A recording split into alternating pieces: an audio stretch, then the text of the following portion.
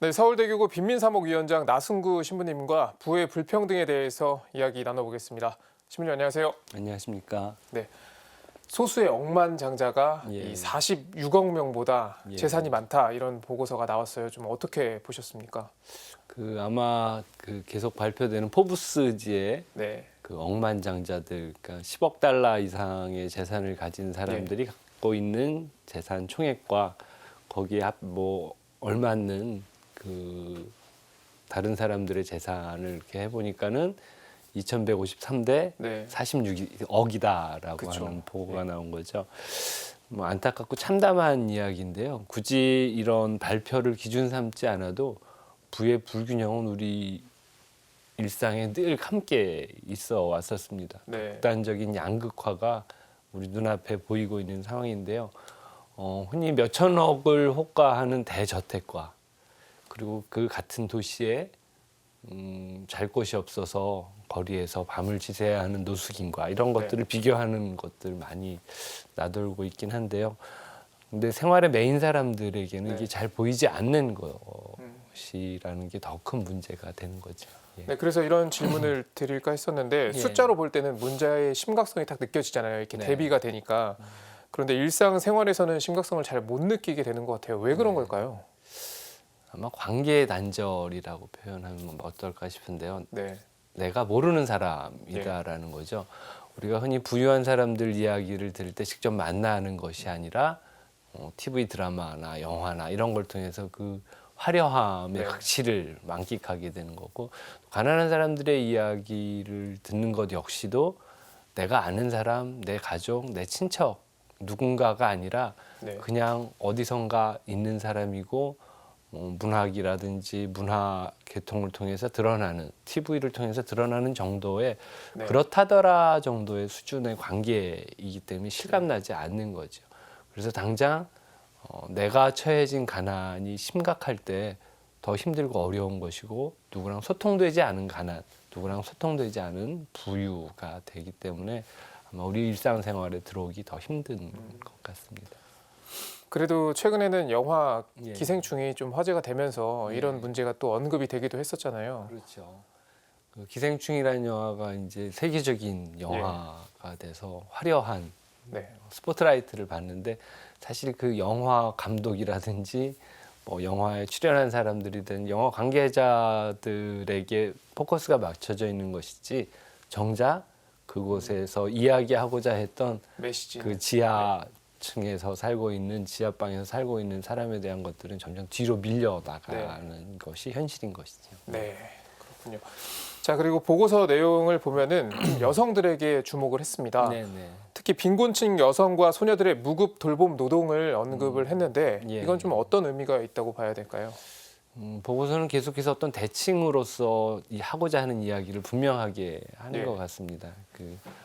46억의 가난한 사람들의 재산과 그리고 2,153명, 53명의 재산이 같다, 이런 극단적인 대칭과 더불어서 대부분의 가난을 이루는 사람들의 여성의 문제, 그리고 그들이 제공하는 무한정적인 노동, 이것이 값으로 환산될 수 없을 만큼 큰 것이라는 그런 이야기를 하는데요.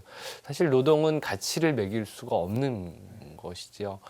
얼마짜리 노동이다라고 하는, 그러니까 노동이 시장으로 들어오면서 가격이 매겨지고, 그래서 거기서 또 불균형이 더 심화되는 것 같습니다. 그래서 이 보고서가 이야기하는 것은 한쪽으로 치우친 것들을 제발 좀 바로 세웠으면 좋겠다라고 하는 취지가 아닐까 싶습니다. 특별히 여성, 그리고 소녀들, 어린이들, 약한 존재이지요.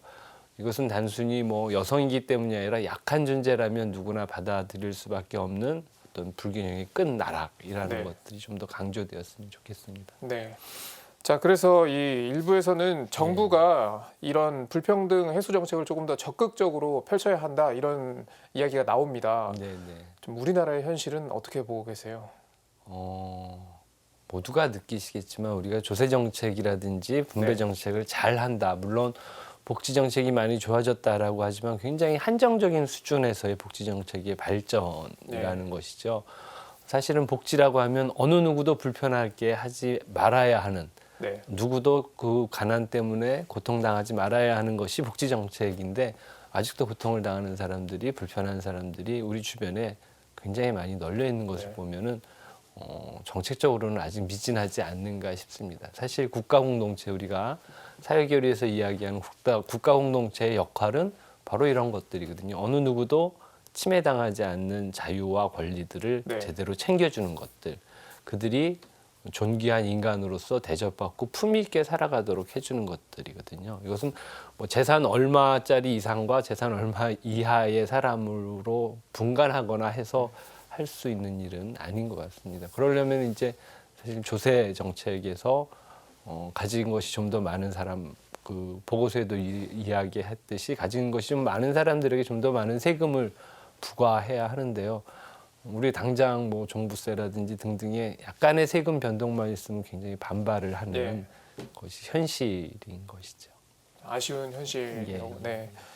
자, 그러면 우리 가톨릭 교회는 이 빈부 격차 해소를 위해서 좀 어떤 역할을 할 수 있을까요?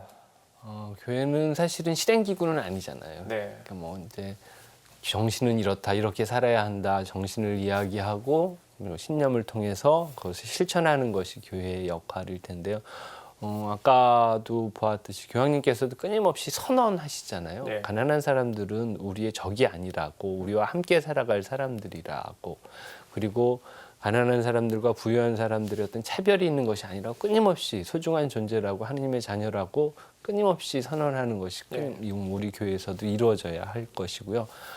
더 나아가서는 그것이 어떤 방식으로든지 실천으로서 가능하다는 것이 그냥 허공에 뜬 이야기가 아니라 우리의 이웃들을 돌보는 것을 교회와 사회가 손을 잡고 함께 해야 되는 끊임없는 모델들을 만들어내야 될 것 같습니다.